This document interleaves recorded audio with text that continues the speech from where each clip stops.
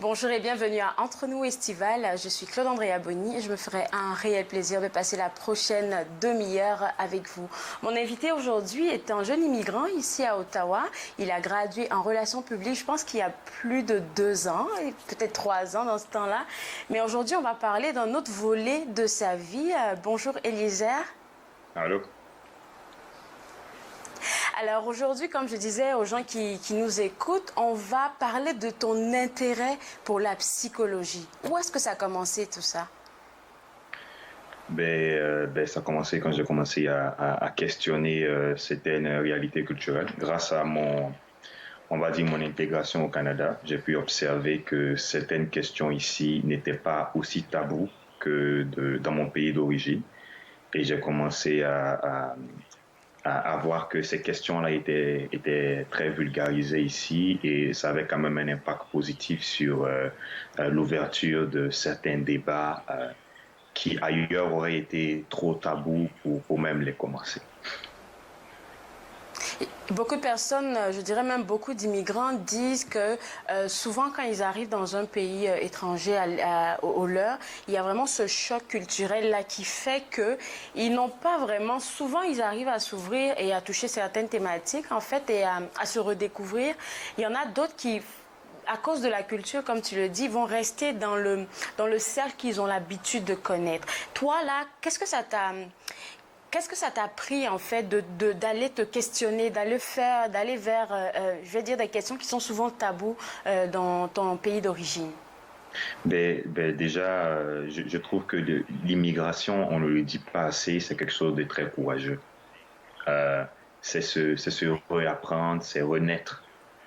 Des fois, c'est mourir à soi et se rebâtir. C'est d'accepter toi, mais aussi faire de l'espace en toi pour que la culture d'accueil puisse aussi se mixer à l'intérieur de toi.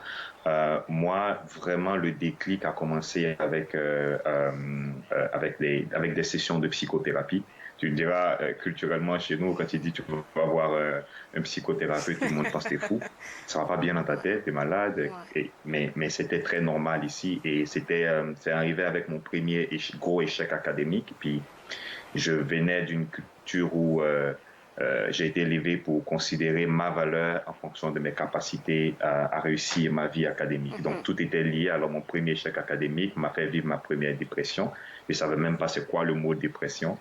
Mais aller en thérapie m'a aidé à questionner certaines choses, m'a appris à naviguer à travers mes émotions et à être plus sujet de mes émotions que objet. Parce qu'avant, je les subissais, c'était dans mon blind spot. Je m'en rendais pas compte de qu'est-ce qui m'arrivait, mais je réagissais en fonction de mes blessures. Mais ça m'a permis de me mettre en posture de comprendre ma réalité, de comprendre ce que je ressens, de l'accepter et de faire des démarches intelligentes et constructives par rapport à mon ressenti. Peu importe qu'est-ce qu'on est en train de vivre, là tu as parlé de ton échec, là je suppose que pour la plupart des gens, il y a toujours quelque chose de positif qui en ressort. En tout cas, quand on a envie de voir le dos de la médaille, il y a toujours quelque chose de positif. Et là tu as parlé de ta séance de psychothérapie. Ensuite de ça, on est venu d'autres en fait qui ont poussé à te questionner sur la psychologie. Et c'est ça notre sujet d'aujourd'hui.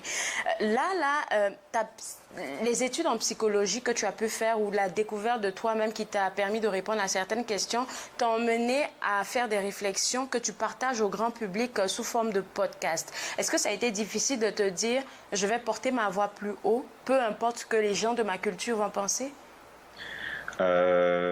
C'est un peu 50-50. Je pense que s'il y avait quelque peur que ce soit à ce sujet, c'était pas nécessairement lié à l'opinion de gens de ma culture parce que je vais dire, moi je viens de Côte d'Ivoire, l'environnement dans lequel nous on est, la Côte d'Ivoire c'est assez mixte, c'est pas très fermé culturellement, donc les diversités d'opinions, on en a l'habitude.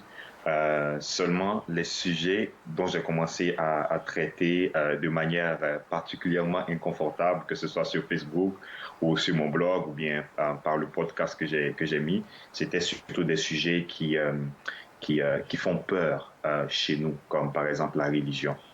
Les choses qu'on est entraîné dès le très bas âge et endoctriné dès le très bas âge à ne surtout pas questionner. Alors moi, je questionnais l'impact psychosocial et psycho-émotionnel de la religion sur la culture noire, subsaharienne en général, quand ça vient à certaines questions très spécifiques, comme l'histoire, comme la situation même des communautés LGBT, comme le sexisme, comme la question du racisme intériorisé ou de la haine de soi, et tous ces petits éléments qui ont quelque part une racine dans la manière dont on ferme le débat et dans le caractère dogmatique de tout ce qui vient avec les religions et la pensée universaliste.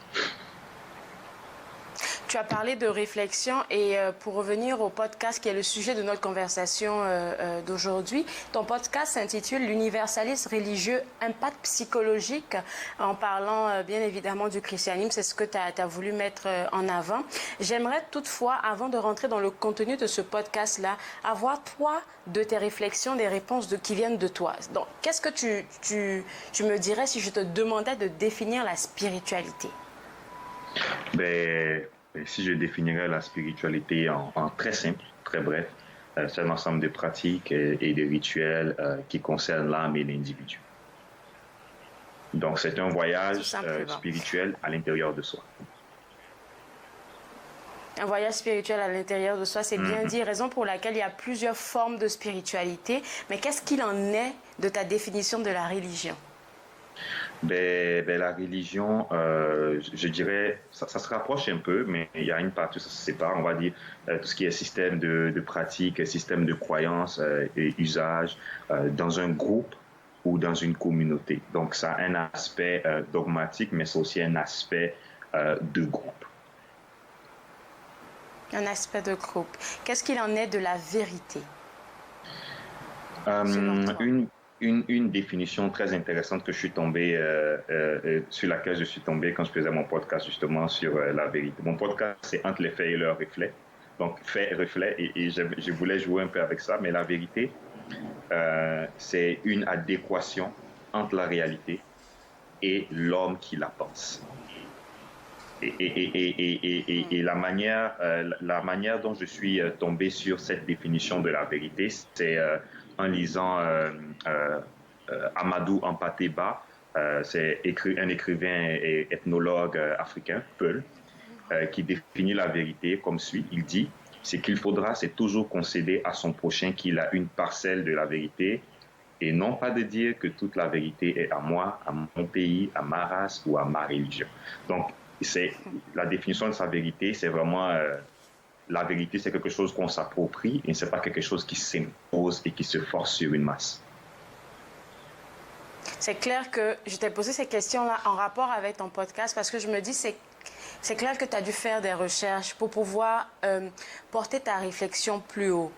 Et donc, les personnes qui vont écouter le podcast là qu'on va inviter plus tard à aller voir sur Google et sur les plateformes, ces gens-là, en fait, tu n'y vas pas pour essayer d'accuser ou d'indexer qui que ce soit. Ça, il faudrait qu'on soit clair là-dessus, mais c'est vraiment, tu nous portes à réfléchir sur certaines pratiques, certains agissements, en fait.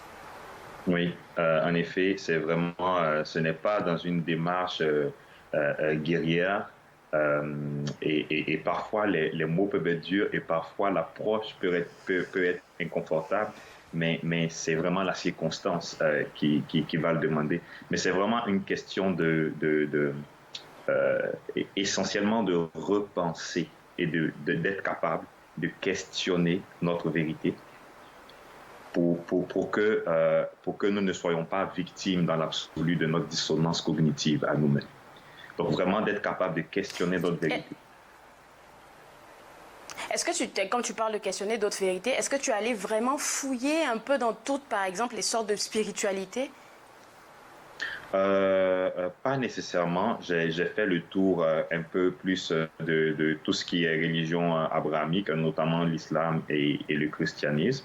Le christianisme, c'est celui que je connaissais le mieux parce que j'ai grandi chrétien mais aussi longtemps que je me souviens. Je veux dire, avant que j'aie eu le temps de penser, j'étais déjà à l'école du dimanche à apprendre qu'est-ce que la vérité selon la Bible et quel est le chemin. Et comment il faut se comporter, et qu'est-ce qui est juste et qu'est-ce qui ne l'est pas. Donc, j'ai grandi vraiment avec ça. Alors, c'est vraiment ces éléments-là que je suis allé plus étudier, questionner, observer et aussi les positionner dans un contexte historique pour pouvoir les forcer, en quelque sorte, de descendre de leurs chevaux autoritaires et dominateurs pour pouvoir descendre un peu au contact avec tout le monde pour qu'on s'en tienne vraiment à l'aspect humaniste et que chacun prenne sa place. Ça me fait penser un peu à ta définition de la vérité tout à l'heure, où est-ce que tu disais, par rapport à ce que M. Amadou Ampateba avait dit, que la vérité, en fait, là, faudrait comprendre qu'on ne l'a pas de manière absolue. Il faudrait apprendre à écouter l'autre. Et en même temps, ça me fait penser qu'il faut beaucoup de tolérance, en fait. Oui, en effet. Et c'est pour ça que j'aime beaucoup Descartes avec sa citation Cogito ergo sum, je pense donc je suis, qui explique un peu la question de la croyance aveugle, la question un peu de l'universalisme aussi, hein, d'une certaine façon, lorsqu'il dit si nous sommes incapables de questionner notre vérité et de questionner notre réalité, qu'est-ce qui nous dit pas que nous sommes victimes en fait d'un mauvais génie qui se joue de nous et qui nous joue un tour et dans lequel on est confortable parce que si on n'est pas capable de questionner la vérité, c'est qu'on est victime de cette vérité. On n'est pas à l'extérieur de la vérité, on n'est pas en train de l'embrasser en pleine conscience de tout ce qu'elle implique. Et vraiment, pour revenir vraiment sur ton point, ce n'est pas une attaque des religions, mais je pense que il faut enlever, séparer le côté universaliste, le côté guerrier, parce que pour moi, l'universalisme est violence. Et beaucoup de religions se sont imposées, par exemple, dans les cultures africaines, absolument par la violence, par l'épée. Des millions de personnes sont mortes. Le danger de l'universalisme, c'est que les religions se sont imposées par la violence, essentiellement. Et les religions chez nous, les religions qui ont été importées, soit avec les invasions, les guerres contre les Arabes ou les invasions judéo-chrétiennes et tout ça, se sont substituées, ont remplacé complètement les cultures qui étaient là et les manières de faire, mais de manière brutale, sans véritable transition. Et ça fait que certains débats deviennent difficiles à avoir, comme sur le LGBT, certains débats comme sur la position de la femme, parce qu'on a pris à la lettre certaines approches dogmatiques qui viennent d'autres peuples, qui avaient d'autres réalités, dans d'autres contextes culturels, et qui aujourd'hui nous définissent, nous, dans notre réalité aujourd'hui africaine au 21e siècle. Ça sera ma dernière question avant qu'on aille à la pause. Tu as mentionné l'universalisme, excuse-moi de te dire, en tout cas c'est mon constat, comme quelque chose de dangereux. Mais il faudrait dire que l'universalisme aussi, dans certains cas, a son côté positif. Est-ce que tu es d'accord avec moi? C'est possible, c'est tout à fait possible.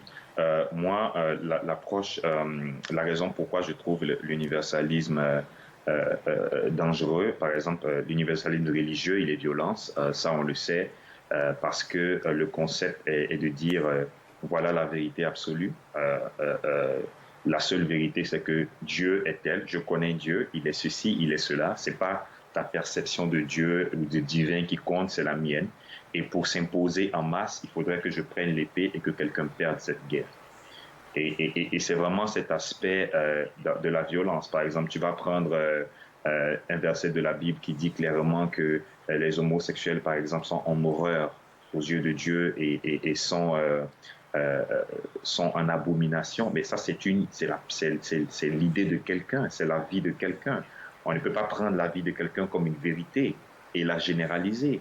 Mais ceux, par exemple, qui vont absorber le dogme religieux dans l'absolu, sans filtrer les choses, qu'est-ce qui va se passer? Automatiquement, ils vont prendre cette vérité absolue et ils vont développer de l'homophobie. Tout naturellement, parce que c'est ça qui est imposé et on ne questionne pas la vérité parce qu'on est dans un système dogmatique qui, en plus de cela, s'est substitué à la culture des autochtones, alors que les réalités sont complètement exogènes à leur mode de vie.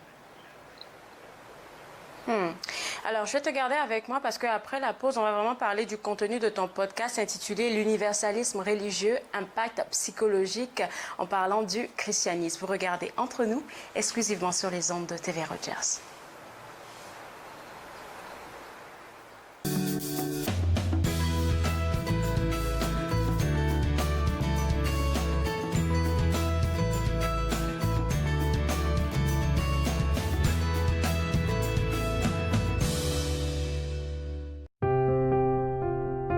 Les commerces, les restaurants et les services locaux d'Ottawa font partie importante de notre tissu urbain. Nous pouvons les aider en ces temps difficiles. Commandez chez eux en ligne, acheter des chèques cadeaux à utiliser plus tard, commander des repas à emporter ou à livrer, démontrez votre soutien sur les réseaux sociaux. S'il vous plaît, faites-le aujourd'hui. En savoir plus, visitez ottawa.ca/acheter local. Je l'ai fait. J'en ai besoin. Inaho me l'a donné. Je suis vivante. En tant que donneur d'organes, vous pouvez sauver jusqu'à 8 vies et en améliorer autant que 75 autres. S'il vous plaît, visitez notre site web et engagez-vous au cadeau de la vie. Vous serez heureux de l'avoir fait. Merci. Exposés, discours, conférences, c'est à Podium que vous les retrouverez. L'écriture est pour moi ma respiration. Apprendre à bien vivre avec une maladie chronique, c'est un processus. Podium, dimanche 16h sur TV Rogers. De retour à Entre nous estival, je suis toujours avec Eliezer Aké, un jeune immigrant qui a décidé de s'intéresser fortement à la psychologie. Et aujourd'hui, on parle de son podcast intitulé L'universalisme religieux, impact psychologique, en faisant référence au christianisme. Et il faudrait dire que j'ai pris le temps, Eliezer, d'écouter ton podcast. Et il y a quelque chose qui m'a beaucoup touchée. Tu as juste posé une question qui donne à réfléchir, c'est pourquoi nous croyons en ce que nous croyons. C'est tout court, c'est tout simple, mais ça pousse à réfléchir. Oui. Pour moi, c'était... déjà, j'ai publié cet épisode... Podcast? Oui, cet épisode de ce podcast, parce que j'étais dans une période où j'étais en train de questionner justement mes croyances. Je les questionnais activement, j'observais mon environnement. Tu auras pu constater dans certains de mon podcast, je parle, et à un moment donné de mon podcast, je parle même de l'expérience que j'ai eue avec d'autres amis, comment ils se sont rendus compte que je n'étais plus religieux, quelle était la réaction qu'ils ont eue vis-à-vis de moi, les gens que j'ai perdus, un peu tout ça. Je voulais comprendre pourquoi est-ce que je crois ce que je crois. Et ce que je crois, essentiellement, je le croyais depuis tellement longtemps que je ne savais plus à quel moment j'ai commencé à le croire. Mais j'étais prêt à le défendre par tous les moyens parce que c'était devenu mon identité et que si je perdais ça, je me perdais. Et puis en même temps que tu parles de ça, là, les croyances, là, c'est quelque chose qui affecte tout humain, que ce soit dans la religion, si tu veux, ou même dans d'autres cas de nos vies, là. C'est quelque chose, là, qu'il faut vraiment aller chercher au fond de nous-mêmes, se demander, comme tu nous poses la question dans le podcast, pourquoi nous croyons ce que nous croyons. Et toi, de quoi tu t'es rendu compte, en fait, en faisant ces recherches-là sur cette question? Le déclic est venu lorsque j'ai commencé à faire ce que je pense beaucoup de jeunes Africains immigrants ne font pas. Et peut-être que notre système éducatif aussi, non, pas peut-être, sûrement notre système éducatif au pays ne le fait pas, c'est de nous apprendre notre histoire. On est très jeunes, déconnectés complètement de nos racines, et on est entraîné à haïr notre propre histoire et à diaboliser nos traditions. Dès le bas âge, et le système est ainsi fait pour se rendre compte plus tard qu'on a hérité d'un système colonial. Alors je me suis dit, si la majorité de ce que je pense est le fruit d'une propagande coloniale dans un contexte historique donné et que j'ai hérité de cela aujourd'hui encore au XXIe siècle, comment et dans quelle mesure je peux encore faire confiance à mes croyances au point de les défendre ou même d'essayer de les forcer sur quelqu'un. Alors moi j'ai fait cette démarche-là personnelle de reculer de la religion et de recommencer analyser et étudier et lire les choses, par exemple, que la religion ne m'autorisait pas à aller vers, pour finalement découvrir qu'il y a beaucoup de réactions et de systèmes de pensée, comme j'ai mentionné l'homophobie, comme j'ai mentionné même le patriarcat, dans une certaine mesure, les femmes soumises et les hommes au-dessus, et toutes ces choses qui sont infiltrées très délicatement dans le système et qu'on absorbe à un très, très bas âge, avant, malheureusement, d'avoir l'âge de recevoir et d'analyser sobrement ces choses et de prendre ce qui est bon pour nous ou pas. On est endoctriné à un bas âge. Alors, ce qu'on devient, est-ce que c'est vraiment nous? Est-ce qu'on est exposé à tout? Ou bien est-ce qu'on est enfermé dans une petite boîte qui va nous redéfinir? C'est une recherche, je dirais, qui ne s'arrête pas. Quand on commence là, je pense que c'est une continuité jusqu'à ce qu'enfin on se dise, c'est un voyage en fait jusqu'à la fin de notre vie. Parce que de ce que j'entends dire par des psychologues, par des coachs de vie, quand on a une croyance qu'on veut la supprimer, il faudrait la remplacer par une autre. Donc je suppose que c'est qu'est-ce que tu as fait, puisque tu dis que tu n'es plus religieux, mais que tu es spirituel, c'est bien ça?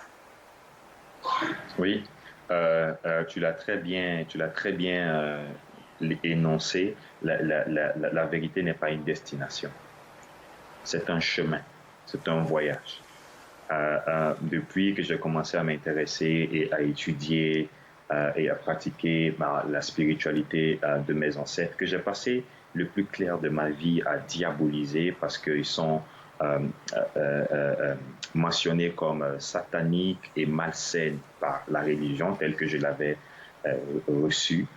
Ça m'a permis vraiment d'ouvrir mes horizons et même de regarder de nouveau la religion, mais sous un nouvel angle.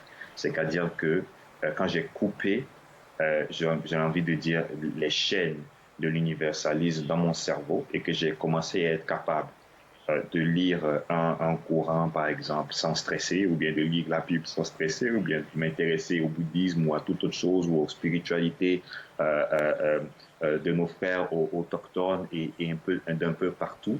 À ce moment-là, j'ai commencé à me rendre compte que j'étais en capacité d'être pleinement moi-même et que je n'étais plus enfermé dans une vérité absolue qui, lorsque je l'ai perdue, soit dit en passant, j'ai paniqué. C'était un moment très traumatisant parce que c'était un peu comme sauter d'un avion sans parachute, mais j'étais convaincu qu'il fallait que j'en saute parce que si je restais, l'avion il allait cracher de toutes les façons parce que mon esprit était limité et ma façon de penser et de réfléchir était limitée par les dogmes religieux dans lesquels j'avais été moulé au plus bas âge.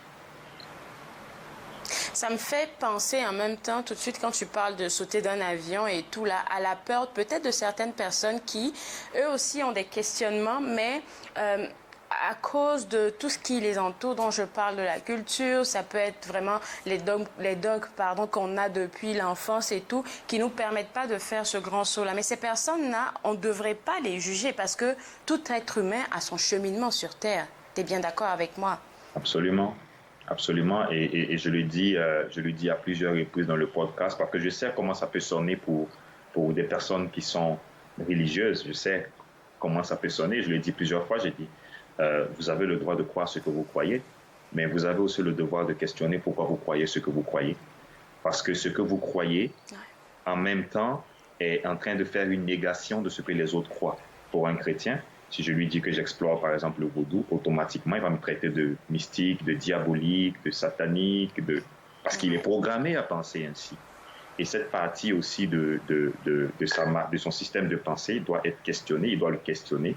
Sinon, à un moment donné de la religion, il aura du mal à concevoir certaines réalités au XXIe siècle que nous avons besoin pour vivre, l'égalité pour tous, la lutte contre les discriminations, encore une fois, de toute forme de religion et de toute forme de genre ou même d'expression de genre et toutes ces réalités-là qui sont bannies par des livres religieux, soit dit en passant, qui ont été écrits il y a 2000 ans. Donc, les réalités ne sont pas les mêmes et il faut pouvoir faire la part des choses pour pouvoir approcher les choses plus sobrement. Tu parles de réflexion là, et là tout de suite ça me fait penser au fait que quand nous-mêmes on se pose des questions, c'est clair que oui on a envie de répondre à des questions qui sont propres à nous autres, mais forcément là on a cette petite envie là de pouvoir pas impacter ou enseigner, je sais pas, mais de permettre à l'autre aussi d'avoir une certaine ouverture. Est-ce que toi c'est ton cas? Oh, c'est une tentation, je dirais, tout à fait humaine. J'ai lutté très longtemps contre cette pulsion de convaincre, surtout lorsque je venais de quitter fraîchement la religion. Il faut dire que j'ai été élevé dans un environnement extrêmement religieux où, encore une fois, la religion se substitue à tout ce que tu es. Je ne savais rien de mon histoire, de mon identité en tant qu'homme noir, mais je connaissais l'histoire de toute la Bible, de Exode, les peuples, qu'est-ce qui a fait quoi. J'étais pas moi. Alors, en sortant de là, naturellement, il y avait un peu d'amertume, il y avait un peu d'envie de rattraper le temps perdu. Il y avait beaucoup de frustration. Je suis allé en thérapie pour ça. Et en prenant du recul, le plus je me rapproche et je grandis dans ma compréhension aussi de la psychologie humaine et aussi même de la société et même de ma spiritualité, je réalise que la spiritualité est quelque chose d'extrêmement profond et d'extrêmement personnel qui ne peut pas s'exporter en dehors de soi sur un autre individu. Parce que c'est essentiellement une perception du divin et une perception qui est vraiment propre à comme je l'ai dit, une vérité qui est en adéquation avec celui qui le pense. Quel très beau mot de fin, là, je te dirais, parce qu'on va terminer bientôt. Où est-ce qu'on peut retrouver ce podcast dont on a parlé durant cette demi-heure-là? Il va nous rester 45 secondes. Oui, alors, vous pouvez aller sur Google, juste taper universalisme religieux, impact psychologique. La seule plateforme où je l'ai posté, c'est sur SoundCloud. Et bientôt, je vais vous poster d'autres contenus sur l'homophobie et d'autres sujets intéressants. Écoute, moi, je me suis fait un plaisir de passer cette demi-heure avec toi, de discuter de tous ces différents thèmes. Là, je te souhaite plein succès pour le reste de ta découverte. Et puis, on espère peut-être une fois encore te revoir sur les plateaux de Entre nous pour pouvoir parler de ces différents sujets. Merci encore, Eliezer, et bel été à toi. Merci à toi aussi. Bye. Alors pour vous autres à la maison, si vous êtes intéressés, je vous inviterai à visiter soit le SoundCloud, à rechercher l'universalisme religieux, impact psychologique, ou même à aller directement sur le Google et aussi à rechercher une fois de plus l'universalisme religieux, impact psychologique de Eliezer Ake. Moi, je me suis fait le plaisir de passer cette demi-heure avec vous. On se voit à la prochaine émission d'édition et de Mal.